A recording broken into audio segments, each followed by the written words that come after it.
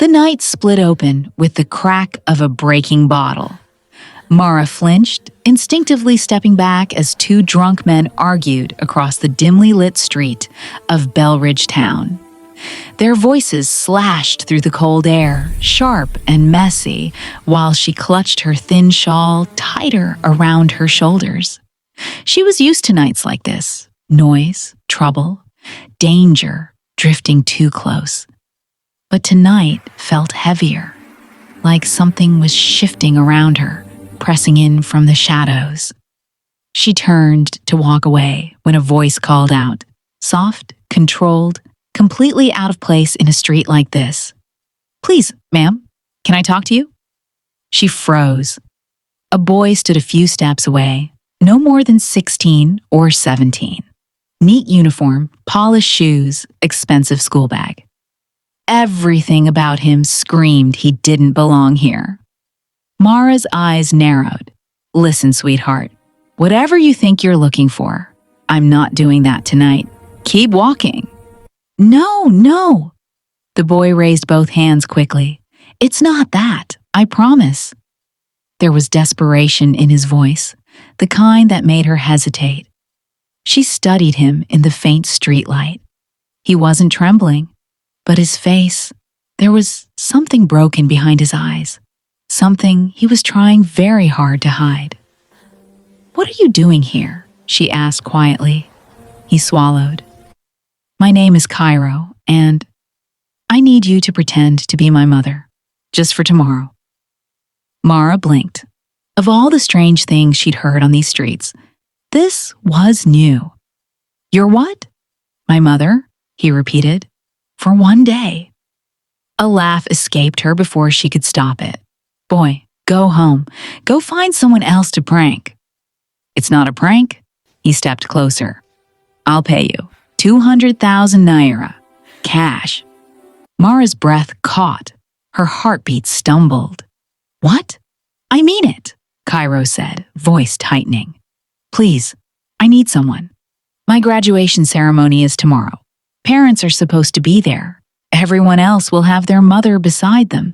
And His voice broke before he recovered. "I don't have anyone." Mara stared at him, her instincts warring inside her.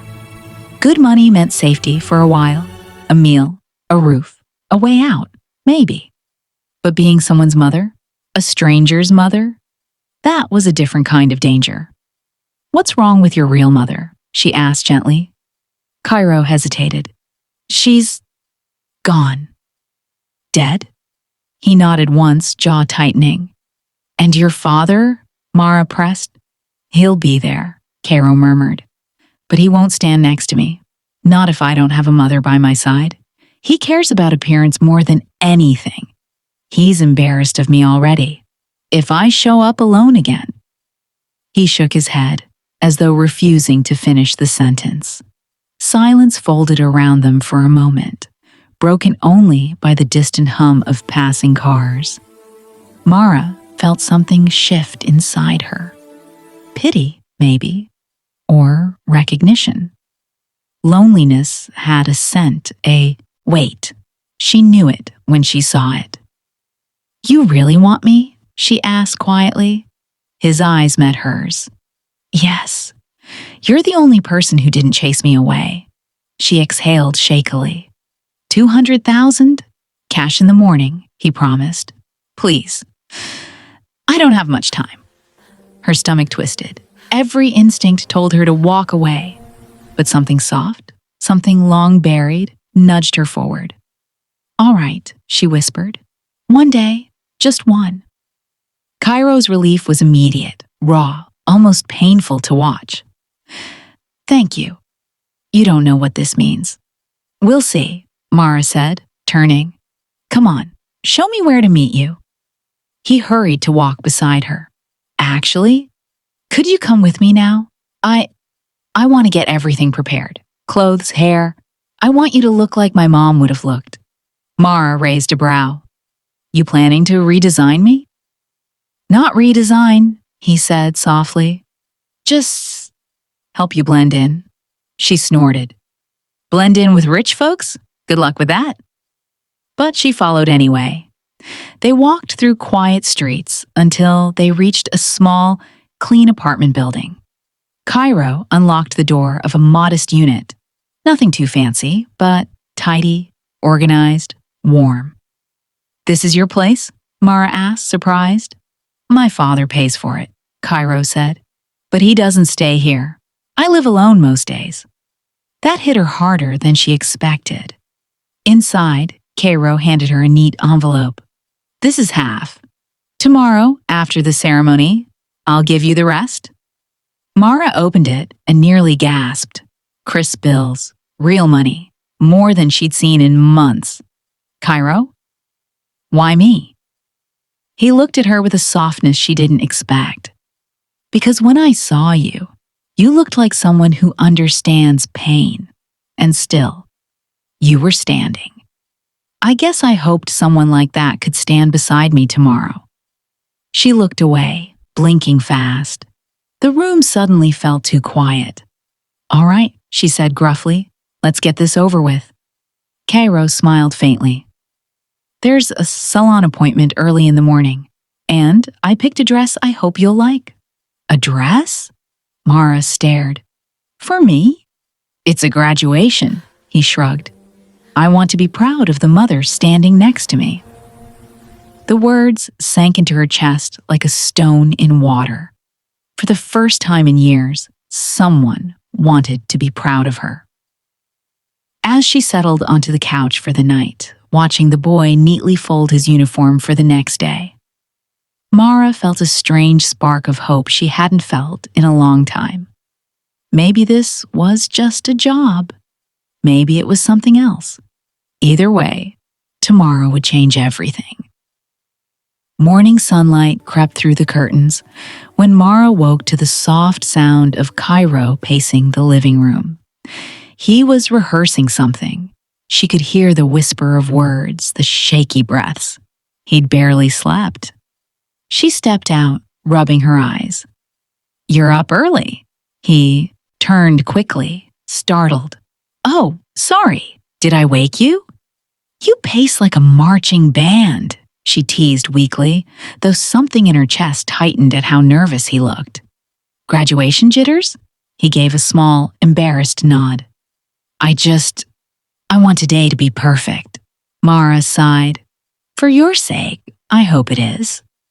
She washed up quickly, and soon they were walking into a small but classy salon Kairo had booked. The stylists exchanged curious glances when they saw her, but Kairo stepped forward immediately, protective, as if he had done it a million times. "She's with me," he said calmly, with surprising authority. "Please give her the treatment I requested." That confidence, so adult, so practiced, hit Mara in the gut. This boy had been forced to grow up too fast. The stylist began working, brushing through Mara's hair gently. As hours passed, they trimmed the rough ends, styled her with soft curls, gave her a subtle but elegant makeup look. When they finally presented the mirror, Mara almost didn't recognize herself. Her hand trembled as she touched her cheek. "Is this me?" Kairo stepped beside her, his eyes warm. "Yes, but it's also who you could have been all along." Her throat tightened. "Don't flatter me, boy." "I'm not flattering," he said quietly, "just being honest." She looked away quickly, afraid he'd see how deeply those words pierced her. Affection was dangerous for someone like her. Hope was dangerous. They left the salon and headed to a boutique where Kairo handed her a garment bag. "Go try it." Inside the changing room, Mara closed the door and unzipped the bag slowly. A beautiful, deep emerald dress flowed into her hands. Simple, elegant, flattering without exposing. Someone had chosen this with care, thoughtfulness, respect. She put it on, and when she stepped out, Kairo actually froze. "You look..." He swallowed hard. "You look perfect." Heat rushed to her face. "Stop staring. You're making it weird." "Sorry," He laughed softly, recovering. I just wanted them to see the woman I saw. The words lingered long after they left the shop. By the time they arrived at Evercrest Academy, Mara felt like she was stepping into another universe. Polished cars, expensive perfumes, high-class families crowding the courtyard. She walked slower, fear tugging at her spine. Mara, Kairo whispered, noticing. Just breathe. I'm right here. He reached out and took her hand, small but steady. She squeezed back. Inside the hall, heads turned instantly. Whispering bloomed like wildfire. Who's that woman with him? She's stunning. That doesn't look like the Bennett's usual crowd. Is she really his mother? Mara felt the weight of every stare, every judgment. But Kairo held his head high, walking beside her proudly, like someone who had something to prove. A teacher rushed forward, smiling warmly. Mrs. Bennett, we finally meet. Kairo talks about you so highly. Mara almost choked, but she forced a polite smile. Yes, thank you. She wasn't prepared for how good it felt to be treated with respect. Kairo whispered, You're doing great. Then came the parents, polished, wealthy, arrogant. Some forced smiles, others stared with thinly veiled suspicion. One mother scoffed loudly. I didn't know the Bennetts were embracing community outreach programs now. Excuse me, Mara turned sharply. The woman smirked. Your dress is lovely. Very borrowed. Before Mara could speak, Kairo stepped forward. My mom doesn't need your approval, he said calmly. But you might want to focus on your son. I heard he barely passed. A ripple of laughter spread through nearby students. The woman's smile cracked. Mara stared at Kairo in shock. You didn't have to? Yes, I did, he said firmly. No one gets to disrespect you. Her chest tightened painfully. No one had defended her in years. The ceremony began, filled with clapping and speeches. Mara watched Kairo straighten his posture every time his name came close to being called. There was pride in his eyes, pride he desperately wanted someone to witness. When the principal announced Top Student of the Year, Kairo Bennett, the room erupted with applause. Kairo stood, but he didn't look at his father. He looked at Mara, and he smiled. As he walked to the stage, Mara felt tears rising, unexpected, unwanted, but unstoppable. Her boy was brilliant, even if he wasn't hers.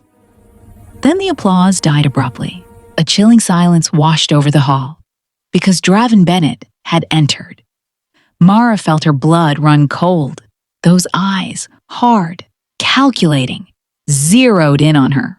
Recognition flashed, sharp as a knife. Kairo stiffened, but continued walking to the stage. Draven crossed the room slowly, like a storm brewing in human form. He stopped right beside Mara, leaning close enough that only she could hear. What the hell are you doing here? He hissed. Her heart hammered painfully. It's not what you think, really? Because it looks exactly like what I think. His jaw clenched. You're going to ruin everything. His wife, Selene, joined him, eyes narrowing at Mara. Who is she? Draven didn't answer immediately. The pause was enough. Selene's face hardened, and something sharp broke in her expression. Mara stepped back. I should leave. Draven grabbed her wrist lightly, too lightly for anyone else to notice, but firm enough that she couldn't pull away. You're not going anywhere, he whispered. Not until we talk. Her pulse quickened in fear. But the moment Draven tugged her toward the exit, a voice cut through the hall sharply. Don't touch her. Kairo's voice, strong, loud, clear. Everyone turned. Mara froze. Draven froze. Kairo stood on the stage, eyes burning, chest rising with emotion. "She's with me," he said, "and you're not dragging her anywhere." The room erupted in whispers again, but Kairo didn't flinch.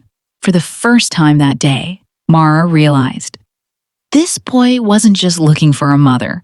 He was looking for a fight worth having, and she was right in the middle of it. The room held a breath of silence as Draven's hands trembled against his cufflinks. The applause from the earlier announcement still echoed faintly in the background, but in that moment, everything narrowed to the space between him and Mara. He didn't speak at first. His eyes did the heavy lifting. Anger, shame, fear stitched together and unraveling all at once. "Kairo," he said finally, voice brittle, I should have told you." Cairo's face was pale but steady. "Why didn't you? Why did you let me think I had no mother? Why did you let me pretend she was gone?" His voice wasn't angry as much as it was hollow, a child's hurt that had stayed lodged in adult bones. Draven swallowed. "I thought I could protect you from pain by keeping it buried. I thought if I controlled the story, I could control the hurt." He laughed once, a sound that came out wrong.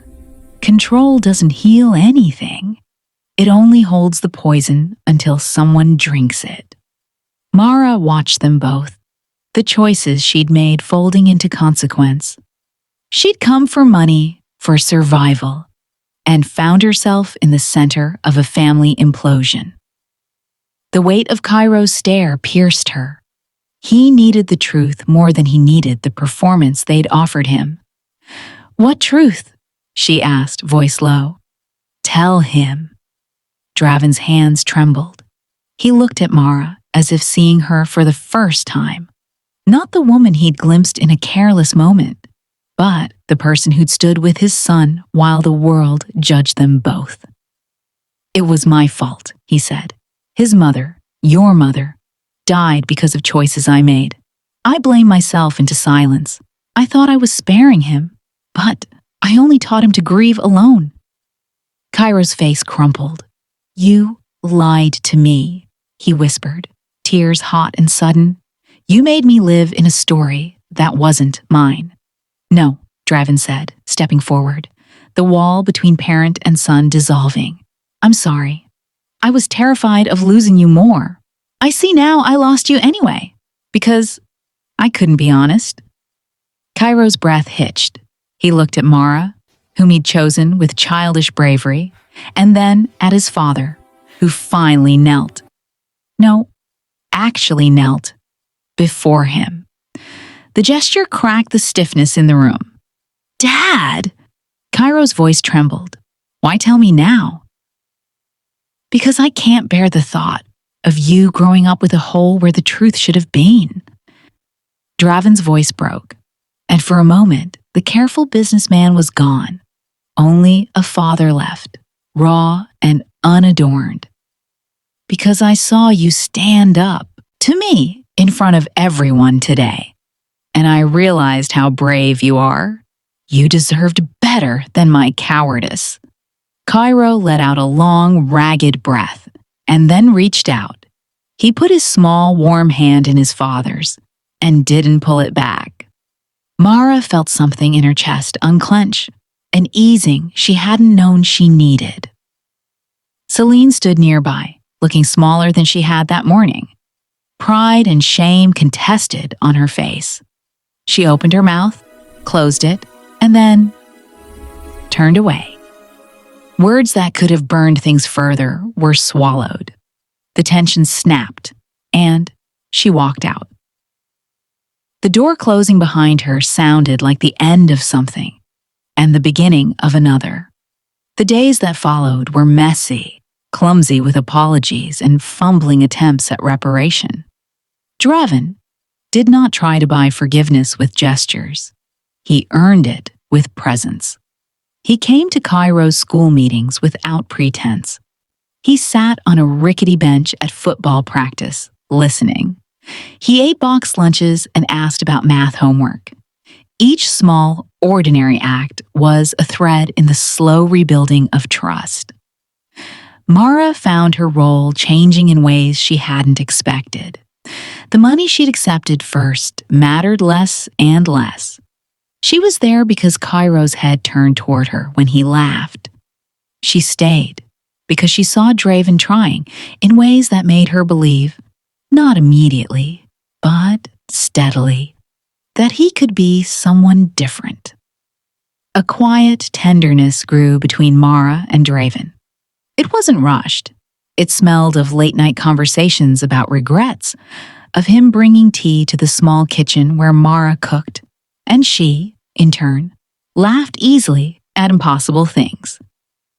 Their touches were cautious at first, like two people learning the map of an old house. Then a hand would linger on the back of a chair. A look would say more than words, and the world would quiet. "Will people forgive me?" Draven asked one night, the city lights pooling on their faces like spilled coins. Mara's fingers found his. "People forgive the ones who try," she said. "You already started." The wedding was quiet.